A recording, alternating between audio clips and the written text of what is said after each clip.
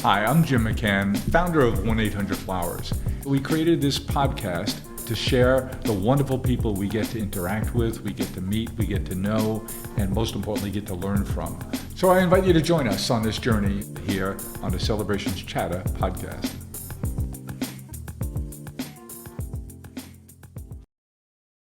I'm here today with Oscar Munoz. Oscar is a terrific fellow and has a great story and has a book out called The Turnaround Time, Uniting an Airline and its employees in the Friendly Skies. And what a time to have to do it during COVID and after personal challenges that we'll get into.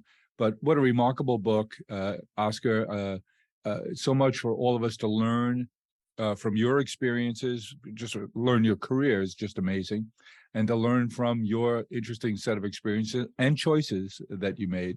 But let's start, with the earliest days. A Mexican-American kid, Southern California, one of 9 children. I think it was Huntington Beach area you grew up in? Exactly. Yeah. Surf town. And yeah, you describe yourself as a long-haired surfer kid, which paints a nice picture for us. And I'd love to hear about the earliest influences in your life. And I think you talk a great deal about your grandmother and the role that she played. And one of the important events in our lives here around Flowers is Grandparents' Day. So we'd love to hear about your earliest years and in particular that relationship you had with your grandmother. Yeah, it was my maternal grandmother, and as I share in the book, which I hadn't shared with anyone up until that time, was the fact that I was born to a single mother, and she subsequently left after a year or so from Mexico to come to Los Angeles, where her older brother was there and had arranged all her paperwork. And so she went up there to try to make a living and left me with my grandmother for probably, well, not probably 7.5 years, where I grew up. My grandmother was such an influence and has provided these latent and dormant values in me that, only later in life do you really truly recognize. She was an incredibly hardworking woman, of course, as most people are, but her character and her approach to humans was, to this very day, I can just remember, even in those early formative years, how she interacted, she wasn't a learned person of any sort. She didn't have a job or a home, and so we traveled all over kind of northern Mexico with family and friends. And one of the things I talk about is this concept of in the Latino heritage, the concept of familia, family. And the one thing that you really quickly realize in our sort of heritage is that you don't need homes, you don't need anything. There's always someone there with their arms open, and we took full advantage of that for the year. So we wandered around in different places with different family members for so many years. Importantly, everywhere we went, every location we stopped in, every interaction we had with a family or friends that we were at, she was always so bright and cheery and joyful and sweet and giving of those things, to the point where those are the dormant values that came into me. And only, again, as I said earlier, till later, when I had faced issues and had to make tough decisions about certain things, that those values come up. And it's very much led my leadership style, which is one of outreach, of bridging gaps, of like something I call listen and learn. All of those came directly from her. It sounds to me like when you had those difficult decisions to make, that you'd find yourself grasping at those values that you learned at an early life, even though you didn't know you were learning them. Yeah, no, that's the wonderful thing about these latent and dormant things, right? That you don't know you have them until you need them. But Until you're tested. Until you tested. And she was an incredible woman. I mean, and the postscript on that, she retired when she was 86 years old, and she ended up as a maid at the Flamingo Hotel in Las Vegas.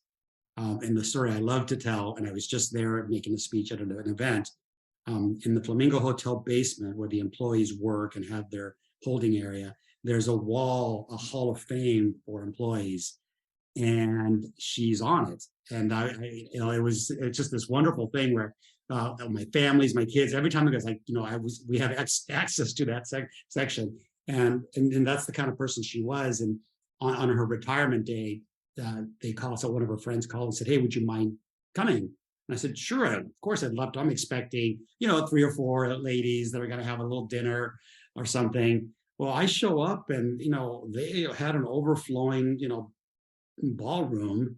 And what I most vividly remember, 2 things. One, the suits were there. So it wasn't the little ladies that she played around the gun. I mean, people in suits were there, which is the senior management. And then, of course, the second thing was the stories you often hear about someone that you're just not aware. And no, thankfully, it wasn't posthumously, but just stories of caring. She's, and then to add a further postscript, shortly after she retired, as we began to take care of her, she had an arthritic condition, probably the doctor said over a course of a decade, that had grown so badly that had almost fused her ankle bone and leg to the point where, as the doctor would say, the pain level when they ask you 1 to 10 is a 20. And she worked for a many amount of years with that, never complained, never missed a day of work. And so it is that backdrop of a woman like that who, in my toughest moments, and we all have them, right? You reflect on that, and you know that my worst day at work is probably a good day for her, what she was doing every day. So it's a really wonderful story, and it's a meaningful one to me. And the fact that it has that Hispanic Latin sort of backdrop on Familia, I think, is also an important message for this world that we live that's divided. This whole DEI is such a term. Everyone's a human, and everyone has amazing values. And for us to be able to open our aperture and understand a human like her, because if you saw her in the street, you wouldn't think anything of her. Right? She was just a simple woman, but yet she, in effect, inspired me to do the things that I've been able to do. And that's the story of being open and inclusive, as opposed to, the rules and all the things that we're doing now that sometimes aren't always meaningful or actionable, and they're more for optics. There's a real human value to being inclusive. And again, that's not a political statement. It's not an immigrant statement. It's just a statement that is just true. There's so much in there, Oscar. I'm drawn to a question about, you mentioned early on, leadership. And we know it when we see it. And clearly you write a lot about it in Turnaround Time. And you learned leadership qualities in unusual ways, as we all do, and you certainly did growing up. I think you're also doing a wonderful service for all of us by bringing up the concept of familia, that you grew up in and around, and how it shaped your life. And I think it's shining a light on a cultural aspect of the people of your heritage, bring to the table, bring to the workplace, bring to our culture, that's really important, and one that we need to celebrate a bit more. It's also differentiating in terms of how fortunate we are here in the United States that our immigration is primarily Latin because of Familia. The whole idea is families intact, work ethic is important, being able to contribute. Those qualities are so important and so linked to what we hope and know to be uniquely American culture, that we sometimes, while we're debating these immigration issues, and clearly they need to be debated and be deliberate, but how fortunate are we that it's a similar religion, similar family ethic, similar work ethic, similar cultural evidence as you've described it in the term familia. Yeah, well, that's well said. And again, it's in a world that's increasingly divided. I always like to say, a play on words. I've chosen a world that's united, which plays on everything. And so it's just, and again, all you have to do is look around. And I think the whole concept of inclusion and diversity is much better today than certainly when I was growing up. And I think what my message to people from, quote, my community and heritage and others is, it is unfair. Bias exists to this very day and will continue for a long time. And yes, Forever. Yeah, and yes, often we may have to work a little harder to get not as far as others in the interim, but you cannot let that sort of derail you from the direction that you have. And I call it proof, not promise, meaning the sense that As your grandmother might say, suck it up, get on with it.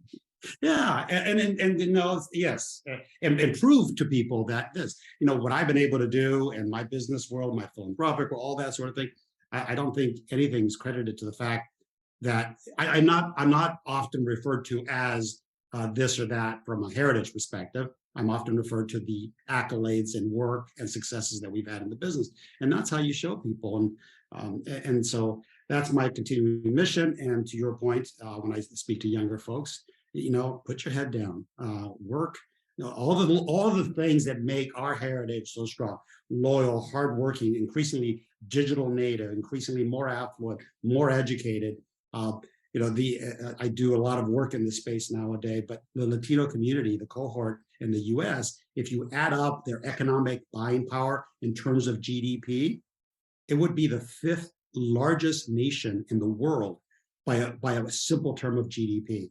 That's Wow. how big the market is here in our country. So when I speak to folks like us in the business world, and you're looking for a community, you're looking for customers, you're looking for growth, you don't have to go really far to figure out that if indeed you acknowledge that this base exists and that they are indeed increasingly affluent, political, and very much loyal to brands, you can really make you can really make some headway in your business. And several large corporations and banks in this country have really begun to adopt that, given you know the research and work that me and my partners have done in one of our ventures. Oscar, you know, on the same theme, it seems to me that corporate America, like the military, is a great social change agent. And I think it's interesting and encouraging that you are not referred to as a Hispanic leader, that you're just referred to as a leader. And by the way, you happen to be Hispanic. I think that's a subtle but important difference. And I think it shows reflects well on your achievements as a person and as a professional, but also on our culture.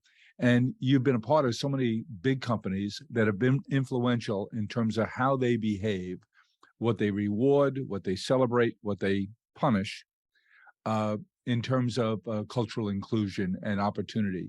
You worked at PepsiCo, you worked at Coca-Cola, you worked at CSX. So you had this meteoric career after you finished your education at USC. Give us your thoughts on the role in terms of your training and skill development that you've had in those companies, and the impact it's had on you as a leader and how you think about leadership.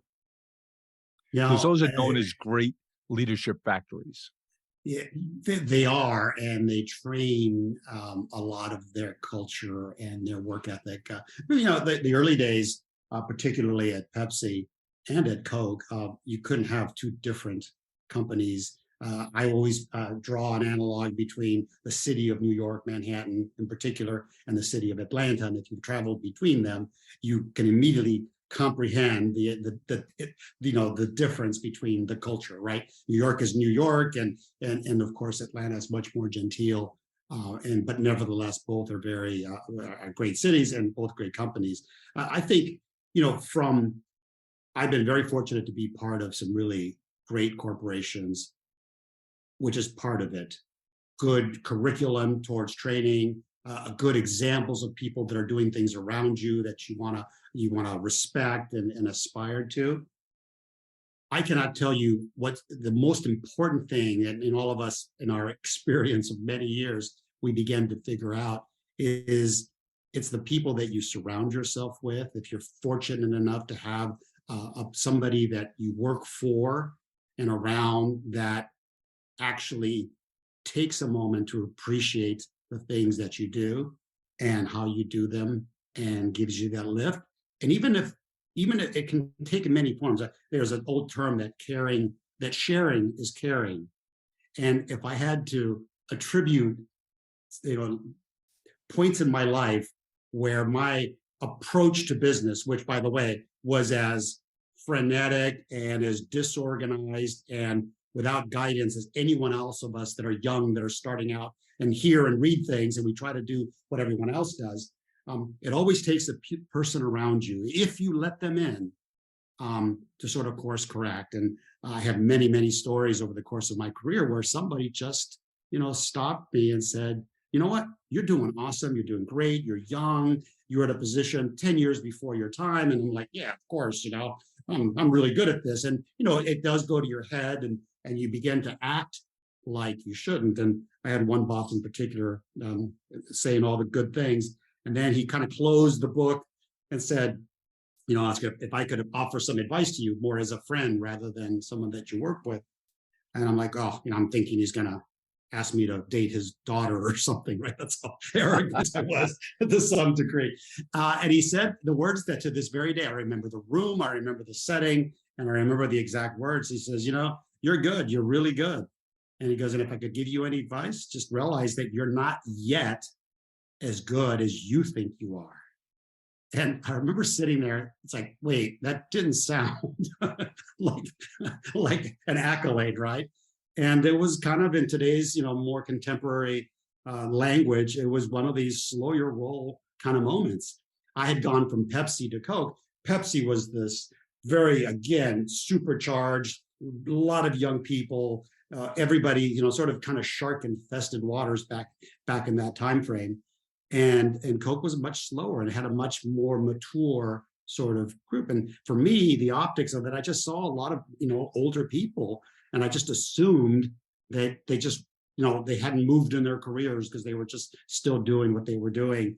And it took a comment like that for me to really slow down and begin to appreciate and recognize that, this woman that looked like my grandmother, was a Harvard MBA. Now, 20 some years ago, but dude, you don't have a Harvard MBA, so let's give her some credit. And the most important lesson there is when you let people in, and genuinely, the things they will do for you to not let you drive off a cliff, to not let you be sick. And that's how this whole concept of that sharing is carried. People have to know that if they share something, you're going to pay attention. If you live a life where you're just putting your hand out or pretending to listen to others and advice and counsel, or importantly, which people do today, they'll ask 25 people to be their mentor, right? It's like, I can be a mentor. And then listen to none of it. It just doesn't add something to it. So this concept of allowing somebody in to really tell you about yourself, and I've used that all my life with senior most leaders in this country, political and business leaders, and then people that work in my organization, where to say the things that no one else will say, gently and in a way that's demonstrable and has a specific example where they can draw. And I always ask people to do is like, now listen, now you may think this is crazy, Jim, but you know what? Why don't you go home and talk to a loved one or someone and just start the conversation? Hey, I was at work or at the office or at the golf course, and this crazy guy said this to me, and just watch the reaction of that loved one. And I've done this hundreds of times with people, and somebody always walks in my office the next day with kind of their head down. Said, yeah, I spoke to my wife about that. And she says, well, honey, you could do a little more of that or a little less of that. And so just don't take yourself so seriously, right? And always allow people to do that. And so long-winded answer to your question about the companies, the corporations, the jobs, all of those were stellar. And I'm so blessed to have had those opportunities. But the most important learning that developed my style, my leadership, and the evolution of the eventual roles that I was able to do and lead large organizations all came from people along the way that just, that cared enough to stop me in my tracks and gave me some, good input that redirected my efforts. It's so interesting, and it leads me a couple of different directions. One is you quote Peter Drucker often about how culture eats strategy every day. And here you'd worked in two companies in the same industry, as you say, could not have had more different cultures. But the culture in each case, one wasn't better than the other. They were different. And your need to understand how those cultures were different, and that you didn't have to change those cultures. You had to adapt to be effective within those cultures. I think that's an important lesson, because if there's two people, there's a culture, and trying to understand it and influence it the best you can, but understanding you can't control it, and you can only at best influence it. It's so well said. And the term I have for that when people ask me, sort of about this, I said, this simply said, listen and learn before you lead, which is in essence, when you listen to, you'll understand that there's differences of opinions, cultures that are different or clashing. But if you really take the time to listen to the right people in the right way and learn from that, it makes whatever decision you have going forward to lead, it's more palatable, more acceptable to people because they feel they've been part of it. And importantly, it becomes durable. And that's where success happens. And so, it's one of these many things that we all learn over the course of time.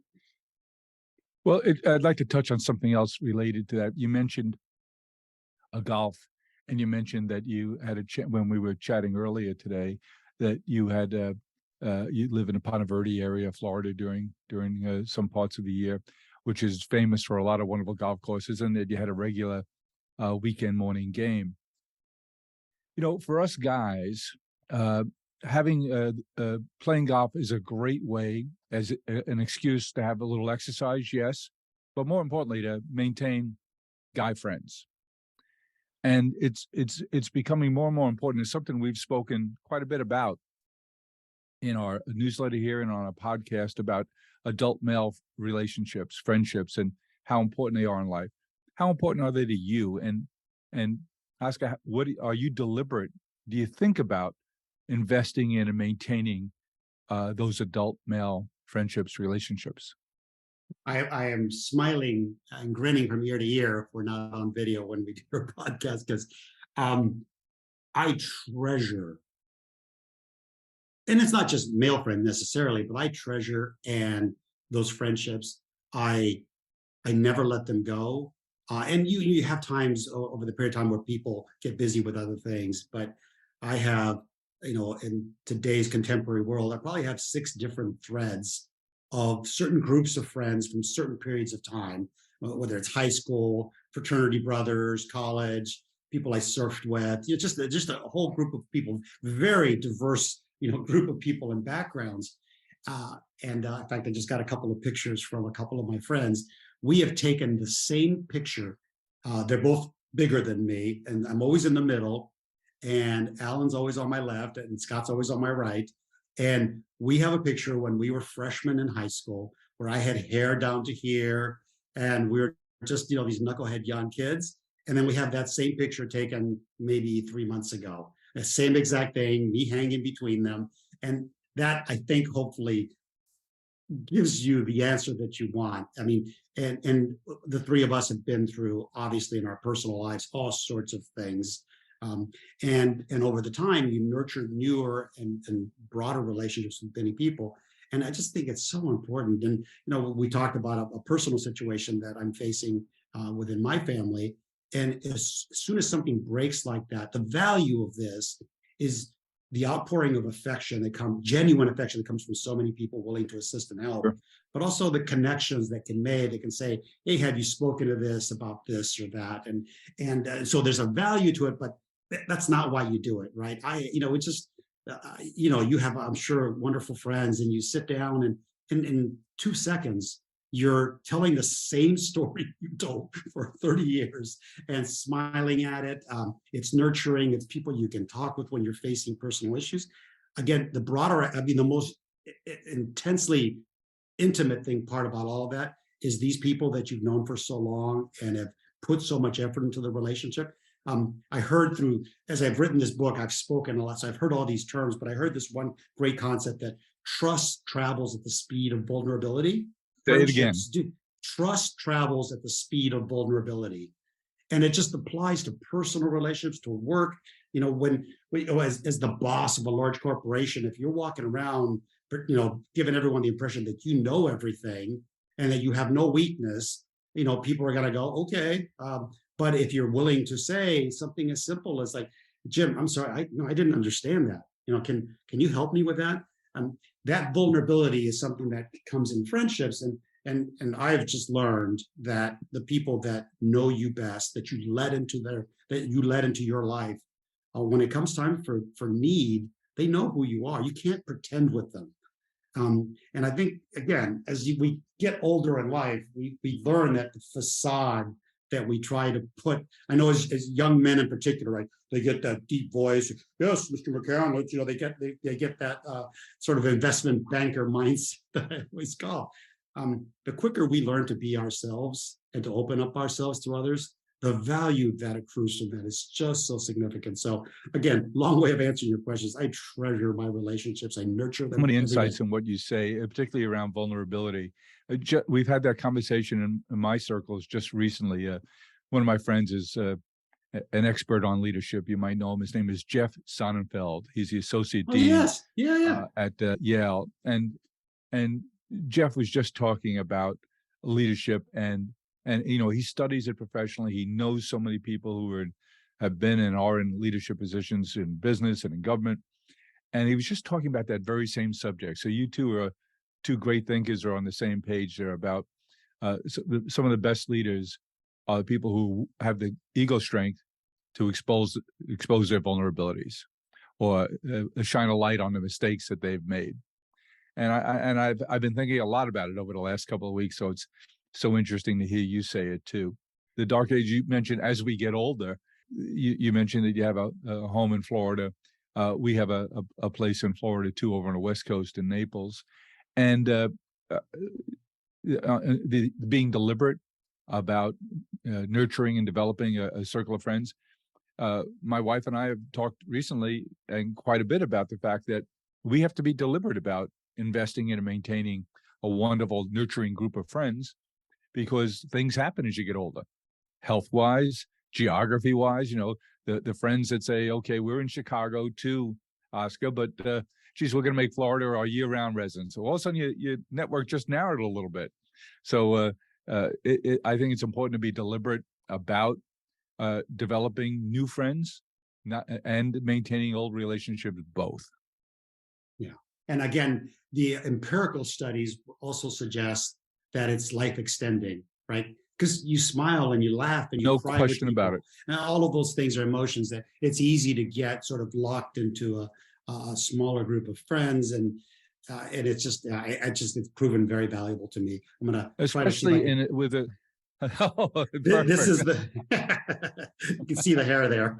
Yeah. Well, that was a very 70s, 80s kind of thing. Yeah. 80s. I I'm think not quite hair's that. overrated anyway, Oscar. Exactly. Go to 1-800-Flowers.com. Find the perfect gift. And wow the people you love. Wow. This is amazing. Whether you want to say happy birthday, So cute. Or I love you. I love you too. thinking of you. Wow. Go to 1-800-Flowers.com. Celebrate the people you love.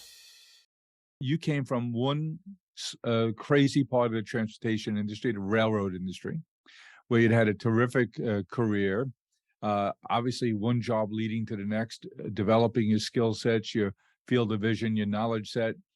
And you're on the board of the predecessor company to United Airlines.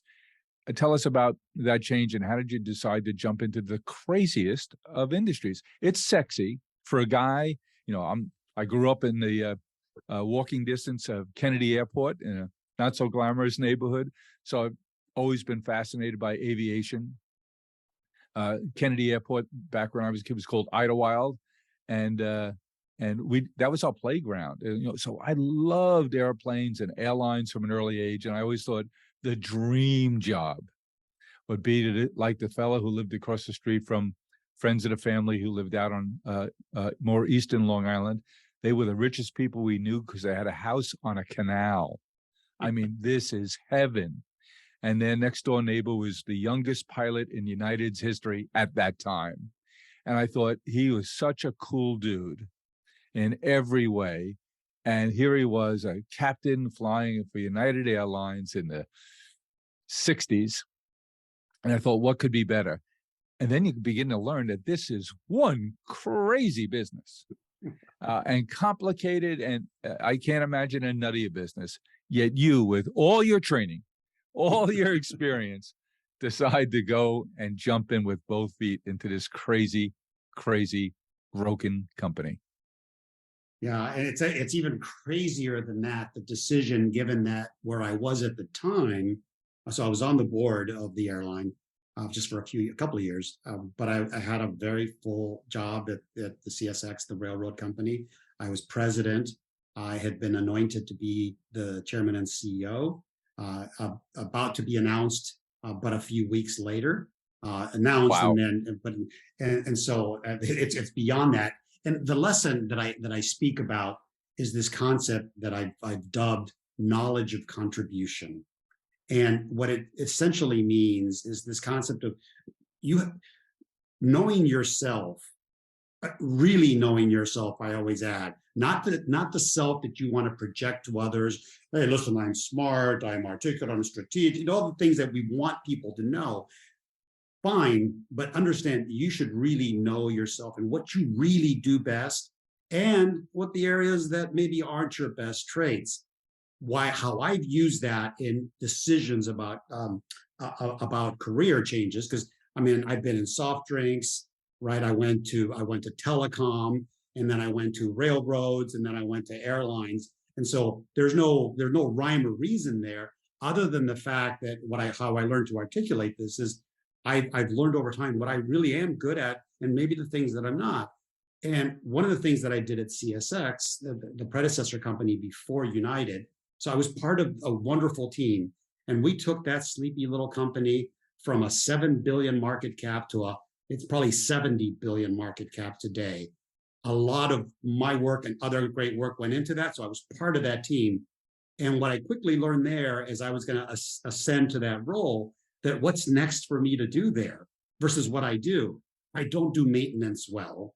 I don't do, I build bridges, I solve things.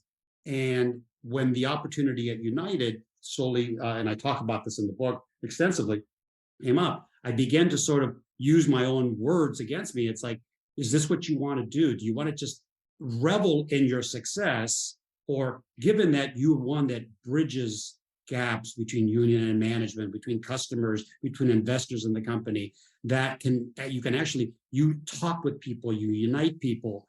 And United at the time was so broken. And I'm like, as hard as that job is going to be, and as difficult for all the things you discuss, and it's infinitely more complicated than people will ever know how that business works. The part of me knowing myself, it's like, I'm going to sit here and just spend the next 5 to 7 years, reveling in my success, or do I have another one in me, another turnaround that this one will be mine and my own? And of course, I'll have a team, but that was the driving force for me.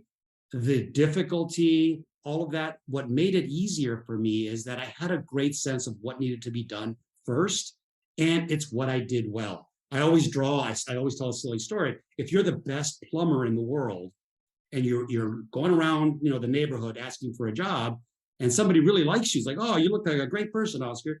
It's like, but you know what? I don't need a plumber today, but I've got some carpentry work to do.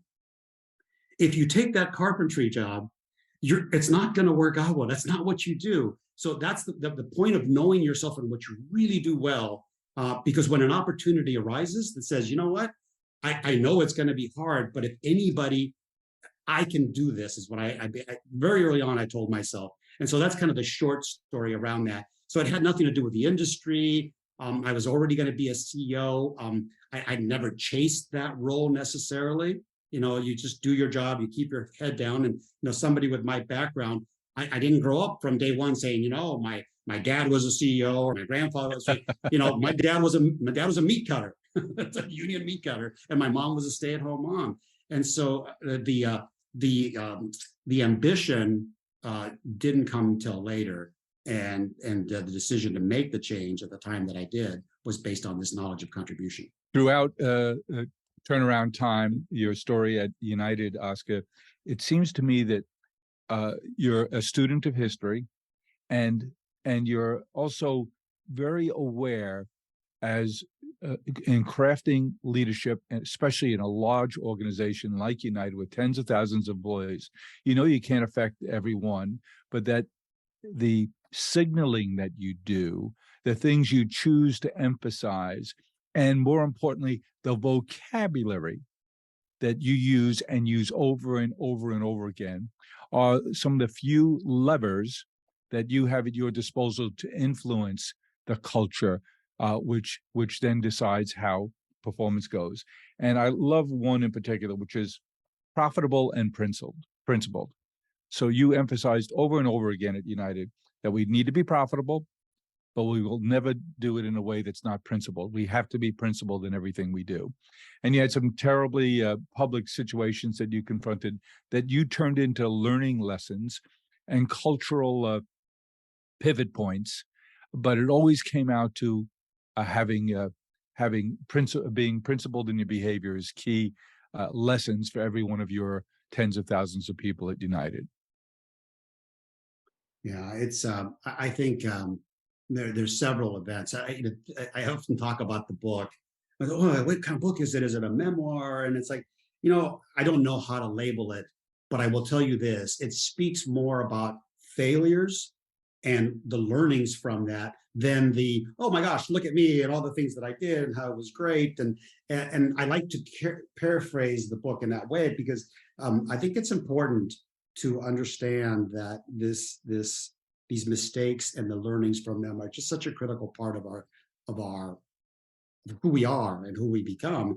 And certainly it's been the couple particular issues that everyone always raises was the dragging of that customer on one of the flights. Well, I must confess, I watched an interview you did at the Economic Club. I think it was in Washington, D.C. with David Rubenstein, who's a wonderful guy, a man I think the world of. But he absolutely tattooed you with one thing after another. And when we got to that famous video viewed, I think 500 million times now, of the doctor being escorted off the plane, we'll say, how you handled him and the many, many other times that's been brought up to you is a lesson in leadership, in humility, in ownership. And I'll underline humility again because someone else might have been antagonistic about that. Why do you keep bringing that up? No, you just, even though it's probably the 500th time you've dealt with it, you do it with humility. You say, we made a mistake. We've learned from it. You sprinkled in there that it wasn't your flag airline and you got other points in, but you didn't run away from it. And you used it as a learning lesson for your people.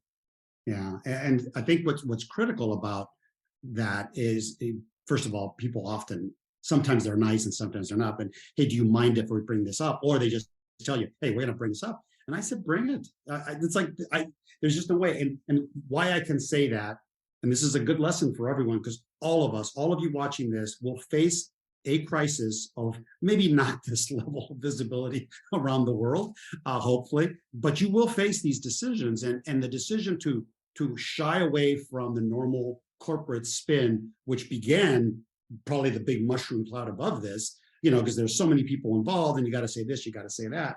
When I went on TV that morning with tens of millions of people watching this thing, they're just waiting for a CEO to do what they normally do, right? I believe it was this one, that one.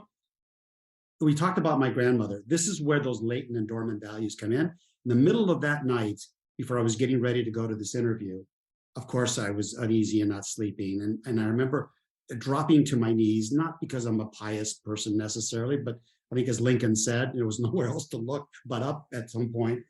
And I thought about no one on either side of you. That's right. No. And I thought about my grandma. It just came to me. This thing is like, what, kind of this. I know it sounds trite, but what would she do? And I know she would have never blamed anyone. She would have never done anything but take full advantage. So when I went in front of me, I didn't know what I was going to say, but I wasn't going to say what I had been coached to do over the previous day. And I just said, we let policies and procedures get in the way of doing the right thing for another human being. And that should never happen. Those are words that are from the heart. They're genuine. And somewhere in the back of my head, to your point of the 500th time, I know that the rest of my life, I'm going to have to deal with this conversation. I didn't want to have to deal with the same spin that was being taught. Because first of all, whatever truth is in there or not, it had gotten too big at the time and nobody was going to listen. But again, it was those latent dormant values from a heritage and a human that cared for me early on that allowed me to do that in the way that I did. Came up with the term better boarding. Yes. Yeah, we always come up with cute phrases. But That they that make a but difference, though, because when you say, I think of my wife and I have friends who are veterans of United Airlines, career pilots, flight attendants, and they feel they got a little bitter. They thought it was the greatest airline in the world, and then when they had during a financial crisis, when they forced people out and trimmed back on the workforce, it impacted them.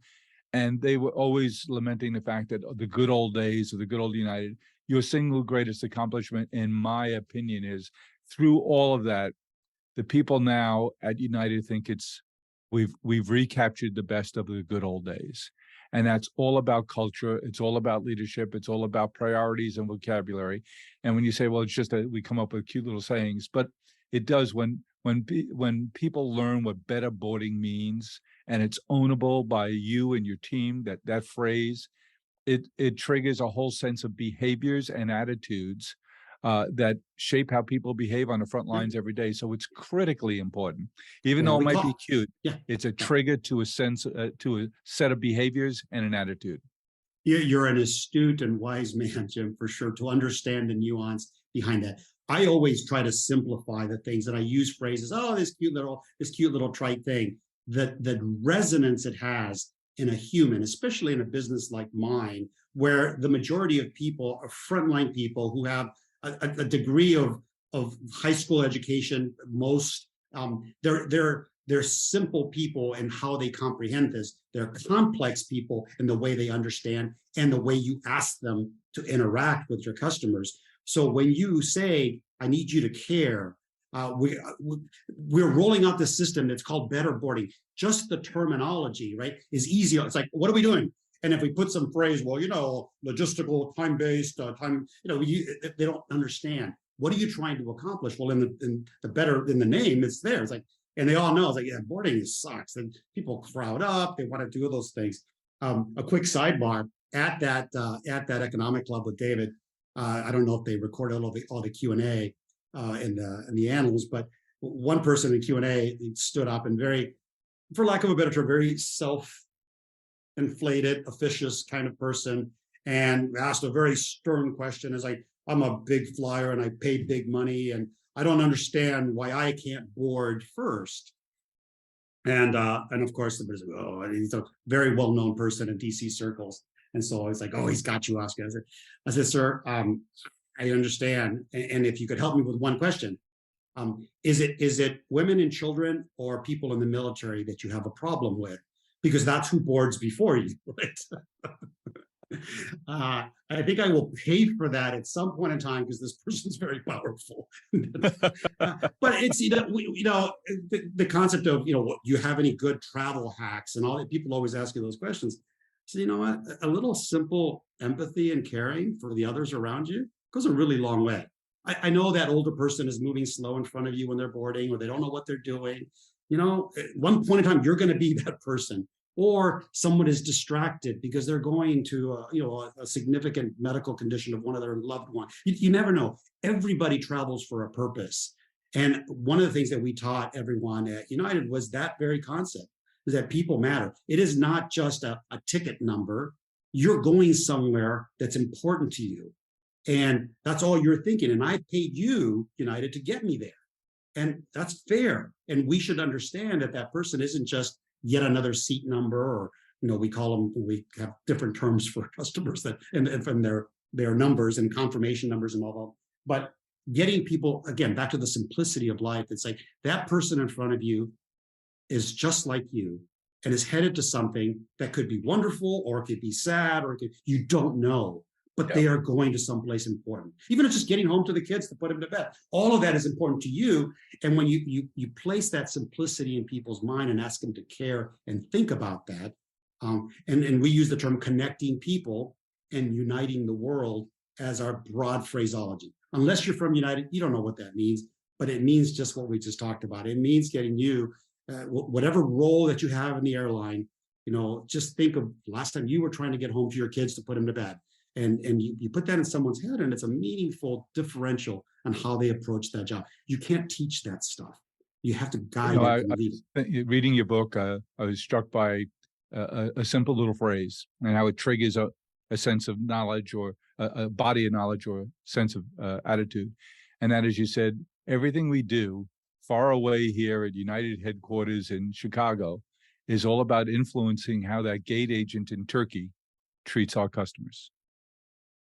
Yeah. That's a And good when you point. think about that, it's everything you do has an impact, but being conscious of how it has an impact and being deliberate about the words we use, the attitude we project, the humility we have, all of those things are about leadership, because at the end of the day, the experience that Joe and Betty have returning from visiting their family in Turkey is so much a result of the gate agent they encounter, the experience they have getting on board, and then the experience they have in flight. But it's one person could put a positive spin on that or make it a less than positive experience. And it's how you empower people to behave with principle, and yes, an attitude that we need to be profitable, but it's not above, it's not at the sacrifice of our principles. That's so important in leadership. Oscar, you mentioned when you had that, you were going to do media the day after that horrific incident, that you thought about your grandmother, and you said you got on your knees. You said, well, I'm not a pious person, but does religion play an important role in your life? It has. It has, and many of us go through this in times of need. There's solace in knowing that something around you is bigger than you.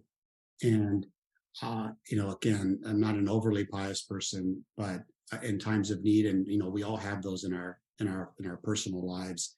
And so I deeply believe, and I always talk about it in that way. It's like, whether it's a Christianity or Judaism or Hindu, it doesn't, what religion brings to people, I believe, is this feeling that there's something above you, broader than you. And for me, I find solace in that. And whatever your religion, whatever your God, whatever your mystic sort of thing, it's like believe in something bigger than yourself. I just think it's helpful. It helps me bring me down to earth. It's like there's so many things going on in life. How do they all get controlled and monitored, and who decides all this stuff? I'm never going to be able to solve that equation. I know what makes me feel better, and I know what I want to teach my children and guide them to have that option.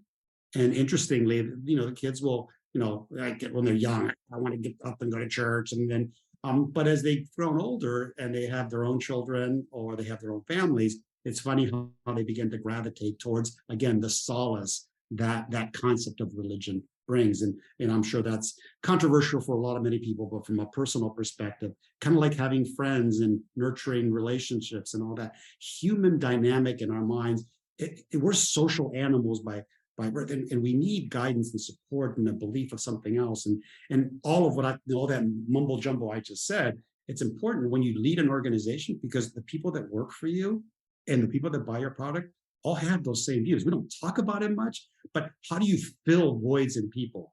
In our world, how do you make someone feel really good when they're flying somewhere? Just make them, a little smile goes a hell of a long way, because life sucks. And I always talk about our industry. It's like, here's the problem. Mostly travel is difficult.